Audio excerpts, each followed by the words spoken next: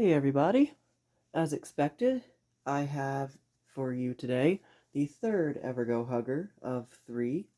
This is, of course, the 52-inch white GE Vent Hugger, the ones of the set of three that I've been testing for the past couple of weeks. Got these a few weeks back for free off Marketplace, and the first two were cast motor, and this one is stamped motor. Yeah.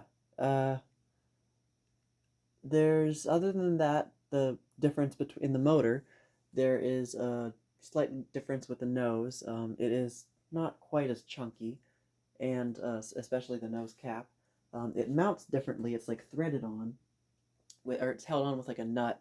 And the older models, the cast motor models, are, I think, threaded on and held on with a set screw, or two set screws actually. Um, and the nose cap itself is held on to the nose by two screws on the side of the nose rather than on the front face of the nose, bottom, kind of like on a Casablanca. So, yeah, very interesting. Um, and also the motor housing and motor bracket are different. The motor bracket is larger, which I've mentioned in the past videos. This is the older, or the ones from the cast motor models. It's a larger round, it's a thicker gauge metal. This one is more in line with like a modern hugger. It's cut down to size. It's kind of rectangular. This hole spacing is different for the bolts, although this one has holes that makes it compatible for the older mounting bracket. And the motor housing, being that it's the bracket itself is smaller, the holes are spaced closer together for the motor housing. On the cast motor models, the holes are evenly spaced. The four of them, like two are across like perpendicular to each other, and then the other two are also. So, um, yeah, but it's otherwise exactly the same. It's got the same exact plain white cane blades. Uh, well, not plain, but cane. You know what I mean. Um, with the traditional flat-ended Evergo cane that I mentioned. Now this one's a light kit. It didn't come with a globe, so I decided to throw this really nice beveled glass shade with the carved crystal glass panes on the bottom section there. It's really nice. I actually got it with an 1895 series that I got last year. It's kind of in a work in progress right now. But I threw that on here because this one's pull chain broke. First, the threaded nipple part that holds the finial on was broken, but when I tried pulling the chain itself, I pulled the chain out, so I was like, I don't really have time to replace that chain right now. It's already hanging, so I just threw this globe on so I can just unscrew the bulb. So it gives me ease of access to the bulb itself. So that's just why I have that globe on. It's a very nice globe, though. I'm really happy that I finally got to use it on something. And of course, I mentioned this one and the second cast motor one that I just filmed, the one from April of '85, had polished brass light kits, and then the first one, for some reason, has an antique brass light kit fitter. Weird. Also, this one is not the first of the stamped motor Evergos that I have, which I think I mentioned in the first video. But I have another stamped motor Evergo hugger just like this that I did film a long, long time ago. I still have it, and its motor is slightly different. The motor end bell itself is, at least the bottom end bell. I think the top end bell might be the same. But I know they varied the end bells, so not really a huge difference. But it's smooth on the other one I have. And on this one, it's got this sort of five-sectioned, like wagon wheel almost design, with like this imprints on it. It's very kind of interesting. But yeah, and then the other one I have is also from is it April, I think? Yeah, April of '87. So this one is from April of '86. Or sorry, March of '86. So it's a year younger than that one, but it's a year older than the cast motor ones, which makes sense. Um, yeah, it's got the standard green sticker on the side of the nose under the pull chain, and You can see it there on the side under the reverse switch, which this one's nose cap was on backwards also, and I did fix that before filming, so it's not incorrect, which, yeah. So, now, I guess without further ado, let's go ahead and start the fan up on high, with the light kit off, of course. And that pull chain extension is exactly the same as the one that came with the second hugger that I filmed last. The same exact white pendant. It's not, well, I'm sorry, it's not the same exact one that, like, the exact same chain itself. It's the same, there were two of them. There's one on that one and one on this one. So now I have two of them. But anyway, yeah. It runs okay. It's a little noisy, I will say. And, let me get you guys a little bit better in frame here. Oh, that's a little too high. There we go. Yeah, a little noisy, but I will say the airflow is a lot better than I remember. At least from the other one that I have when I tested it in the shed at the old house. Although that could, of course, have been because the airflow was even more restricted in that small space. So maybe one of these days when I get bored, I'll throw that one up on this testing mountain, see what that does. But this one's not doing too bad. It is wobbling a little bit. I think that may just be the light kit or the globe adding some extra weight. The blades don't seem too out of line. It's not super noisy. Yeah. Not bad airflow at all. It's blowing the papers around that I have stuck to the cabinet there. I have to turn it down to medium.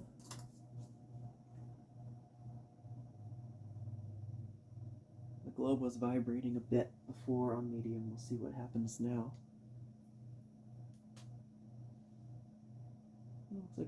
Sounds like it's going to be fine. Also, interestingly, the motor is hanging kind of crooked. I don't know why. I tightened everything up there perfectly fine, so I'm not sure why it's hanging all crooked like that. I did try to fix it, or adjust the motor housing accordingly, but it still looks kind of weird. I don't think anybody, like, whacked it or anything, so I don't know how that could have happened. Medium speed's a little fast, of course, which seems to be standard of these. Go down to low. And of course, this one's capacitor is fine as well. If you remember, the first one's capacitor was fried, but these, the cast motor ones seem to have been the only ones that were affected by that, or that, yeah, had that issue. The stamp motor ones, I've never had an issue with them and having capacitor failure. And that vibration is most certainly from the globe or shade. Okay. So yeah, without the globe vibrating, it's actually quite quiet on low. And a little bit faster low, of course, which again seems to be standard for these. So now go back up to high. And that globe is vibrating again, or shade, if you're calling it a globe.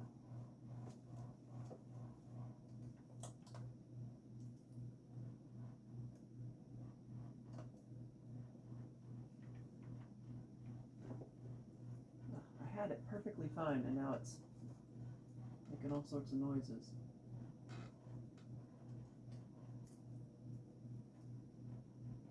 Oh well. Well, whatever. Let's just do spin down.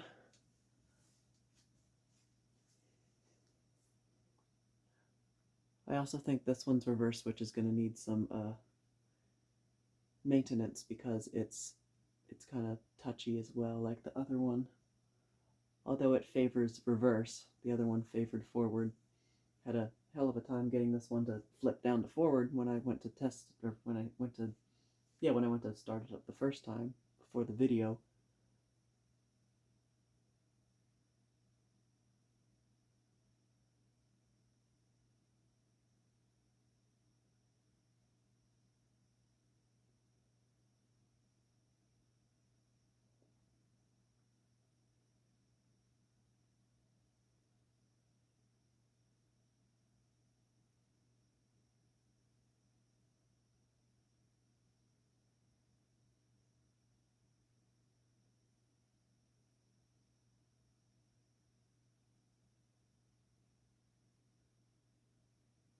Alright, bearings seem okay.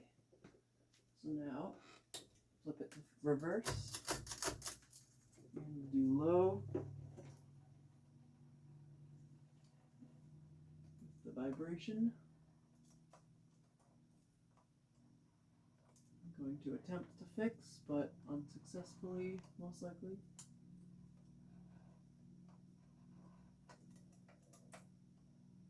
Okay.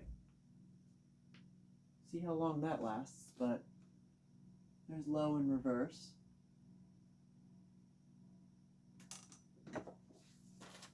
Carefully. Medium.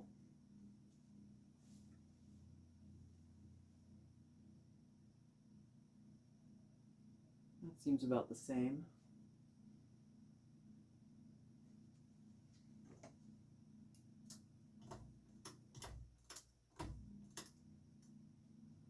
And high.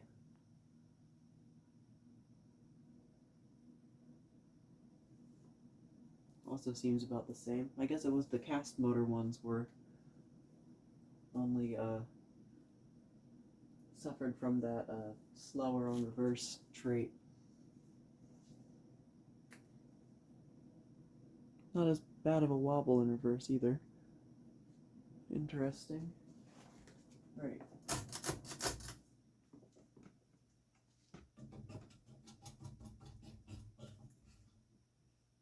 Okay.